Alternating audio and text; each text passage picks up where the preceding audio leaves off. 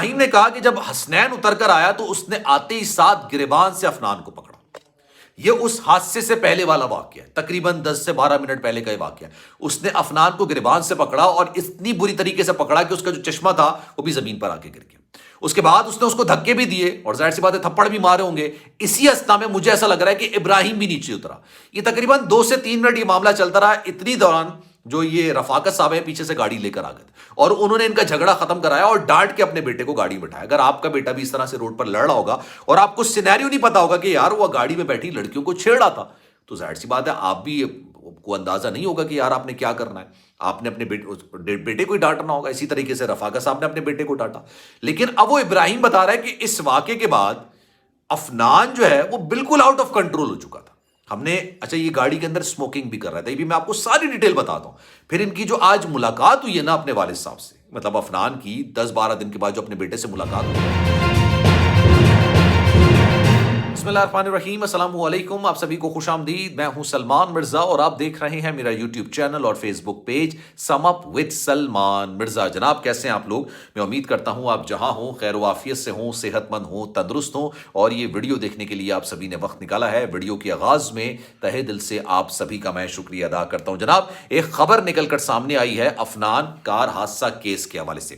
یہ وہی حادثہ کیس ہے جو کہ ڈی ایچ اے میں پیش آیا تھا، جس میں افنان جو گاڑی چلا رہا تھا وہ تقریباً 160-170 کلومیٹر فی گھنٹے کی رفتار سے جاری تھی، اور اس نے جو بتایا جا رہا ہے کہ ڈیلیبریٹلی جان بوجھ کے بدلہ لینے کی نیت سے گاڑی کو ہٹ کیا، اور اس حادثے کے نتیجے میں 6 افراد موت کے منہ میں چلے گئے۔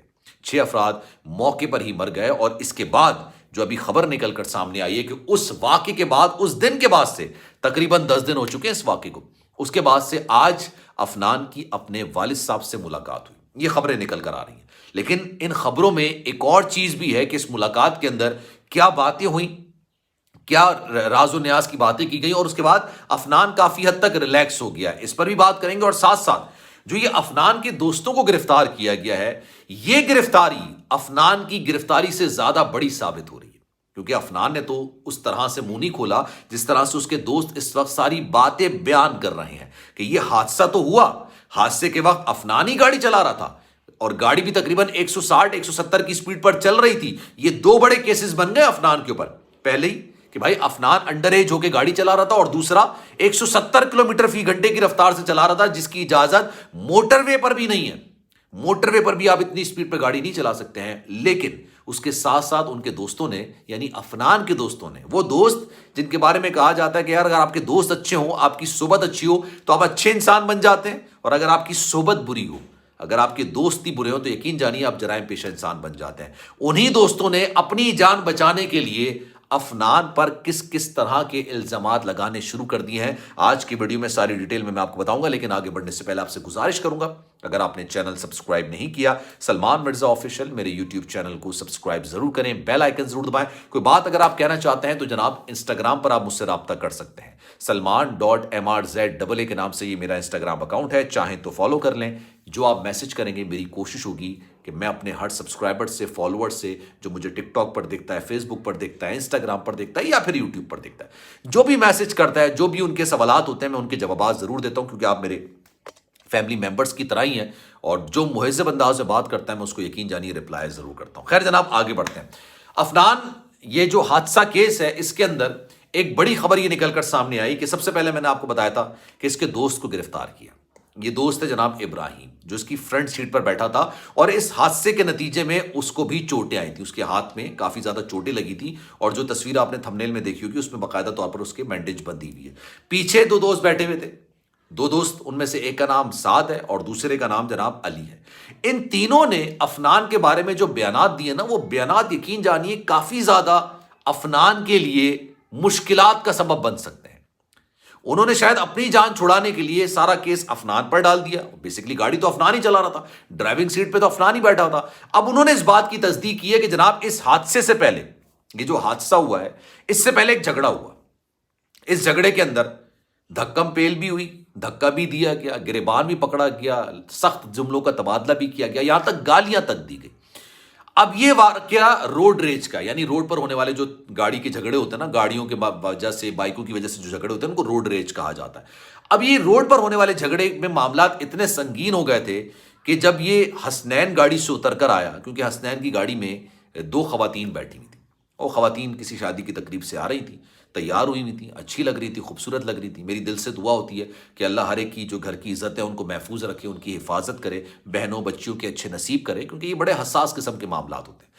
یہ لوگ اچھا انہوں نے تسلیم کیا کہ ہم ان کو ہراساں کر رہے تھے، ان کو تنگ کر رہے تھے. یہ بات افنان نے نہیں قبول کی ہے، ابراہیم اور اس کے دونوں دوستوں نے بات کر لی کہ جناب ان پر ذرا ہوٹنگ کر رہے تھے، ان پر ذرا طنز برسا رہے تھے، بدتمیزی ہم کر رہے تھے، اور ہوا یہ کہ ہم نے اس کی گاڑی پر ذرا سا دھکا دینے کی یا آپ سمجھ لیں کہ شیشے پہ ہاتھ مارنے کی کوشش کی. حسنین گاڑی سے اتر کر آیا، حسنین نے گاڑی کو بلاک کیا. حسنین جب آگے آیا تو اس نے گاڑی کو بلاک کیا، وہ گاڑی سے اتر کر آیا. یہاں پر جو ہے وہ افنان گاڑی سے اترا. اچھا شروع میں تھوڑی دھکم پیل ہوئی، اس نے آ کے بدتمیزی کی، اس نے آ کے گریبان بھی پکڑا، اس نے آ کے دھکا بھی دیا. کس نے؟ یہ جو اس گاڑی کے اندر بیچارہ مر چکا ہے، آگے جو حادثہ پیش آیا. جب یہ سارا معاملہ ہوا، یہ تقریباً 3 یا 4 منٹ تک یہ معاملہ چلتا رہا. انہوں نے کہا ہم بھی گاڑی سے اترے تھے. اب ابراہیم کے بارے میں جو مجھے یقین جانیے، جو مجھے شک ہو رہا ہے، ابراہیم اس معاملے میں جھوٹ اس لیے بول رہا ہے کہ جو ہاتھ میں جو چوٹ لگی ہے، یہ چوٹ حادثے کی وجہ سے نہیں ہو سکتی. جب آپ ہاتھ سے کسی کو مارتے ہیں، جب آپ مکہ کسی کو مارتے ہیں، جب آپ کسی کو دھکا دیتے ہیں یا آپ کوئی اپنی زور طاقت کا استعمال کرتے ہیں، اس وقت یہ چوٹ لگ سکتی ہے. ورنہ جب آپ کے ساتھ گاڑی میں حادثہ ہوتا ہے تو آپ منہ کے بل آ کے آگے گرتے ہیں. اگر آپ نے سیٹ بیلٹ پہنا ہوتا ہے تو آپ کی بچت ہو جاتی ہے. لیکن ہاتھ پہ زخمی ہونا حیرت انگیز طور پر کوئی بھی زخمی گاڑی کے اندر نہیں ہوا، لیکن ابراہیم زخمی ہوا.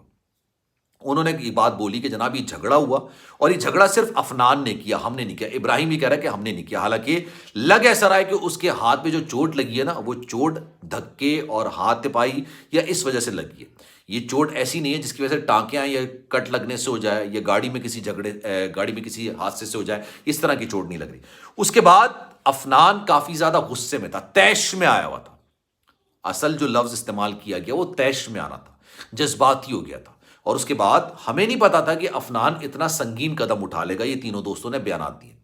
انہوں نے کہا کہ جناب جب یہ گاڑی آگے چلی ہے، پھر ہم نے میوزک لگا لی، ہم نے موڈ آف ہو چکا تھا، موڈ آن کرنے کے لیے، موڈ بہتر کرنے کے لیے ہم نے میوزک لگا لیا.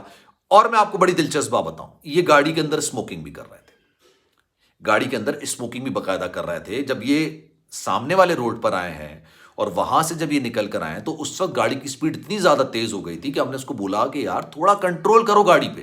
اچانک سے وہ گاڑی سامنے آئی اور اس نے ڈیلیبریٹلی، اب یہ ڈیلیبریٹلی والی بات جو ہے نا، میں آپ کو پھر یہ بات بولوں گا، اب یہ ان کا اپنا موقف ہے کہ یہ ڈیلیبریٹلی کیا ہے، نیت سے کیا ہے، کس وجہ سے کیا ہے. لیکن انہوں نے اسی گاڑی کو دوبارہ دیکھ کے وہ دوبارہ سے غصے میں آ گیا تھا. غالباً شاید اس کی نیت نہیں تھی اس کو مارنے کی. جہاں تک مجھے لگ رہا ہے اس کے بیانات سے وہ کہہ رہا ہے کہ یار اس کی نیت نہیں تھی. لیکن جب وہ گاڑی دوبارہ آئی تو وہ طیش میں آ گئی. جس سے آپ کا جھگڑا ہوتا ہے 10 منٹ پہلے، وہ دوبارہ سامنے آ جائے تو آپ کو ساری ریکال ہو جاتا ہے، آپ کو غصہ آتا ہے. اس نے اس گاڑی کو ہٹ کر دیا، اور جب وہ ہٹ کیا تو اس کو بھی اندازہ نہیں تھا کہ گاڑی اس طرح سے اڑتی بھی جائے گی. اور جب وہ گاڑی اڑتی بھی گئی ہے تب اس کے اندر جتنے بھی لوگ تھے وہ اس کے بعد زندہ نہیں بچے. یہ سارا واقعہ ہوا ہے جو فی الحال بیانات نکل کر سامنے آئے. اور پھر ملاقات کی خبریں چل رہی ہیں. اب ملاقات میں سچائی کتنی ہے، میں کوشش کر رہا ہوں کہ یار ہمارے جو رپورٹر ہیں نا وہ خبریں نکال کے لے کر آتے ہیں، بڑی اوتھینٹک خبریں لے کر آتے ہیں، بالکل حقیقت پر جو حقیقت ہوتی ہے خبر وہ لے کر آتے ہیں. کیونکہ جو خبریں ہماری ہوتی ہیں وہ پھر آگے چل کے سچ ثابت ہو رہی ہوتی ہیں. انہوں نے کہا کہ میں اس کی کنفرمیشن کر لیتا ہوں، اور جیسی کنفرمیشن ہوتی ہے میں سب سے پہلے آپ کو بتاؤں گا. تو جناب اس حوالے سے ڈیٹیل ویڈیو آگے آئے گی. تو آپ نے اگر میرا چینل سبسکرائب نہیں کیا سلمان مرزا آفیشیل، میرے یوٹیوب چینل کو سبسکرائب ضرور کریں تاکہ ہر ویڈیو کا نوٹیفیکیشن آپ تک پہنچے. کوئی بات اگر آپ کو گراں گزری ہو تو میں ویڈیو کے آخر میں آپ سے معذرت چاہتا ہوں. ویڈیو آپ کو اچھی لگی ہو تو لوگوں کے ساتھ شیئر ضرور کیجیے گا. اپنا خیال رکھیے گا. اللہ حافظ.